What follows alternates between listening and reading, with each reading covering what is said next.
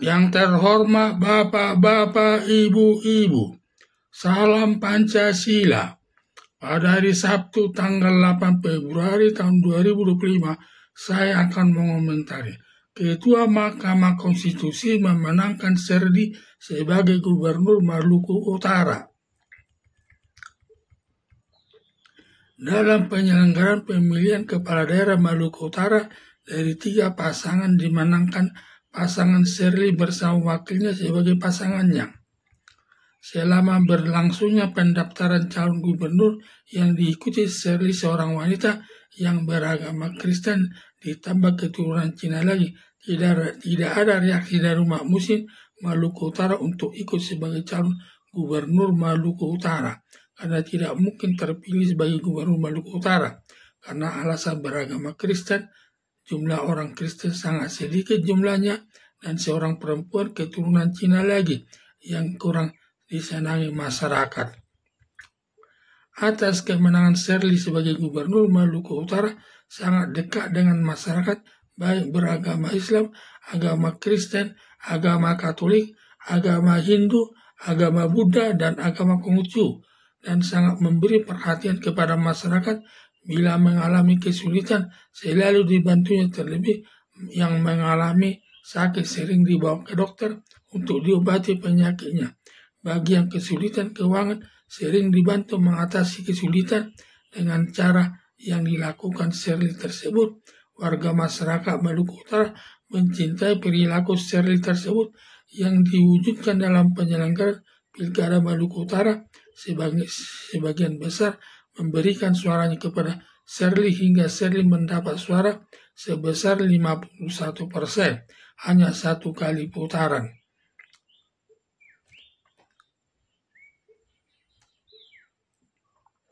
Mengingat agama Kristen hanya 20%, sudah termasuk agama yang lain kecuali agama Islam, sedangkan yang beragama Islam sebesar 75%. Berarti suara umat Muslim sebanyak 38% jatuh kepada Serli. Atas kemenangan Serli sebagai gubernur Maluku Utara, banyak yang tidak terima dari kelompok Muslim tertentu Maluku Utara yang didukungnya seorang gubernur keturunan Raja Bima dengan alasan yang sebenarnya menolak karena Serli seorang perempuan yang beragama Kristen dan keturunan Cina sangat tidak bisa diterima, padahal penduduk Maluku Utara 76% menganut agama Islam fanatik. Atas kemenangan Serli sebagai gubernur Maluku Utara sangat mengharumkan agama Kristen yang relatif jumlahnya sedikit, sebaliknya mempermalukan masyarakat Maluku Utara.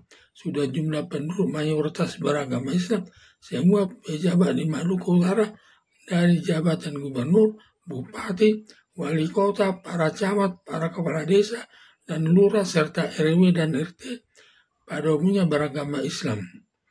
Sangat disayangkan masyarakat Maluku Utara membawa-bawa agama Islam, seakan negara Indonesia sebagai negara Islam yang membawa-bawa ajaran agama Islam.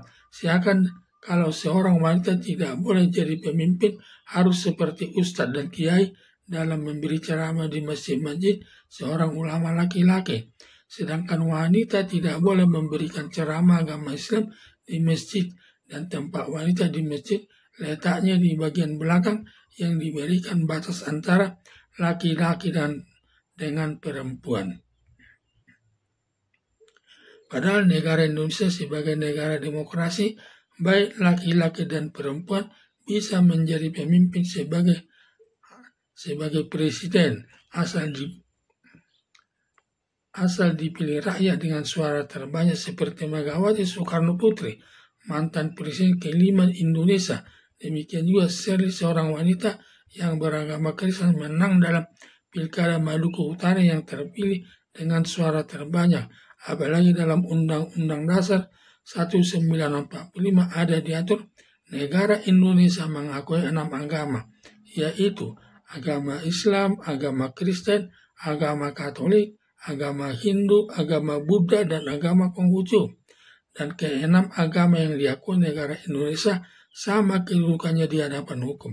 Walaupun wanita yang beragama Kristen sama haknya dengan agama Islam serta agama lainnya, sama kedudukannya di hadapan hukum. Dengan demikian, Shirley yang beragama Kristen bisa menjabat gubernur Maluku Utara sepanjang dia mampu menyelesaikan masalah, terlebih dipilih rakyat secara langsung dengan suara terbanyak.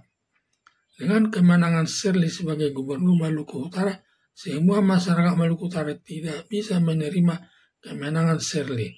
Lalu masyarakat Maluku Utara lewat pengacara mencari-cari kelemahan pihak Shirley yang menuding sebagai gubernur Maluku Utara melakukan pembagian beras lah, masyarakat membagi-bagi uang lah, dituding demikian, dan juga membagi-bagi kaos. Padahal masyarakat agar masyarakat dipilih jadi gubernur Maluku Utara, yang dinyatakan masyarakat Maluku Utara satu pun tidak ada yang dilakukan pihak Shirley.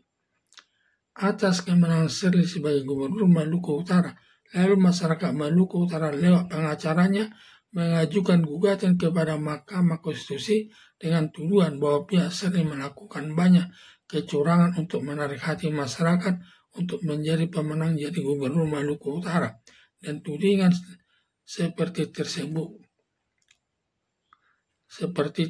dia merupakan perbuatan melanggar hukum dengan tuntutan membatalkan kemenangan Shirley sebagai gubernur Maluku Utara dan melakukan pemilihan ulang gubernur Maluku Utara. Dan semua tudingan tersebut dibantah pihak Shirley. Lalu, hakim memeriksa semua perkara yang dituduhkan pengacara atas nama masyarakat Maluku Utara. Setelah diperiksa hakim secara teliti, kesimpulannya semua tuduhan pengacara yang mewakili masyarakat Maluku Utara tidak terbukti, dan semua gugatan pengacara ditolak hakim Mahkamah Konstitusi dalam arti bahwa Shirley sah sebagai gubernur Maluku Utara dengan suara terbanyak dengan 1 putaran. Mendengar putusan hakim Mahkamah Konstitusi, pengacara termasuk pendukungnya menangis. Semua tidak mendua hakim Mahkamah Konstitusi akan memenangkan Shirley sebagai gubernur Maluku Utara. Sebaliknya, pengacara tidak menyangka yang dibilangnya kalah karena keturunan Raja Bima yang sangat besar pengaruhnya di tengah-tengah masyarakat. Atas kemenangan Shirley sebagai gubernur Maluku Utara, merasa senang diduga akan merayakan kemenangannya bersama partai politik yang mendukungnya, termasuk masyarakat yang mendukungnya. Sekarang Shirley sebagai pemenang gubernur Maluku Utara tinggal menunggu pelantikannya dari Presiden Prabowo Subianto. Harapan saya atas kemenangan Shirley sebagai gubernur Maluku Utara agar segera Presiden Prabowo Subianto melakukan pelantikan Shirley sebagai gubernur Maluku Utara agar dapat segera melakukan tugasnya di tengah-tengah masyarakat Maluku Utara.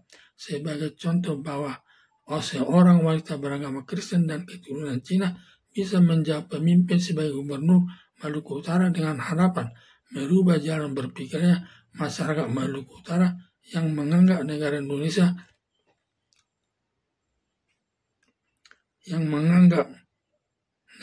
sebagai negara Islam, bahwa perempuan yang beragama Kristen dan keturunan Cina tidak layak jadi pemimpin sebagai gubernur Maluku Utara, dengan harapan masyarakat Maluku Utara menyadari bahwa negara Indonesia sebagai negara demokrasi, baik wanita beragama Kristen dan keturunan Cina bisa pemimpin sebagai gubernur Maluku Utara, sebagaimana putusan Mahkamah Konstitusi hanya berlandaskan demokrasi dan negara hukum.